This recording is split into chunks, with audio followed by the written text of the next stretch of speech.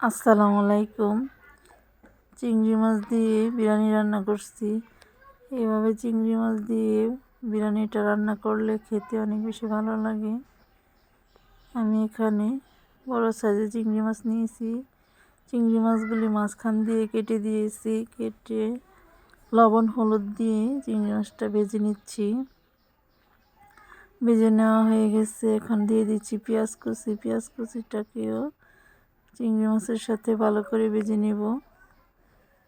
এভাবে ভেজে নিয়ে দিয়ে দিচ্ছি আদা রসুন বাটা। আদা রসুন বাটাটাও কিছুক্ষণ ভেজে নেব। এভাবে ভেজে নিচ্ছি। ভেজে নেওয়া হয়ে গেছে। এখন দিয়ে দিব কিছু গরম মশলা আর গুঁড়া মশলা। এখানে আমি আস্ত গরম মশলা দিয়ে দিয়েছি আর দিয়ে দিয়েছি হলুদের গুঁড়া, মরিচের গুঁড়া, ধনিয়ার গুঁড়া আর ভাজা জিরার গুঁড়া দিয়ে মশলাটা কষিয়ে নিয়েছি। এখন দিয়ে দিয়েছি 1 কাপের মতো দুধ।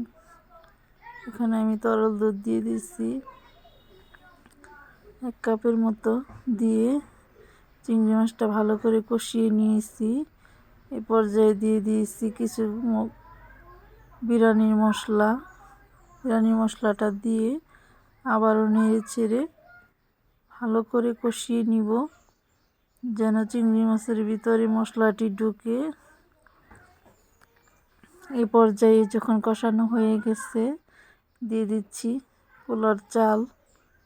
পোলার চালটা দিয়ে ভালো করে নেড়ে চেড়ে কষিয়ে নিব। এখন নেড়ে চেড়ে নিচ্ছি।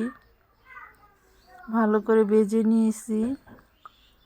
ভালো করে ভাজলে চালটা ঝরঝরা হয়, পোলাওটা খেতে অনেক বেশি ভালো লাগে। এখন ভেজে নেওয়া হয়ে গেছে। পর্যায়ে আমি দিয়ে দিয়েছি গরম পানি। পরিমাণ মতো গরম পানি দিয়ে নেড়ে চেড়ে ঢেকে দিয়েছি। ঢেকে দিয়ে এখন আমি ঢাকনা খুলে দিয়ে দিচ্ছি লবণ। স্বাদ মতো লবণ দিয়ে দিয়েছি কাঁচামরিচ।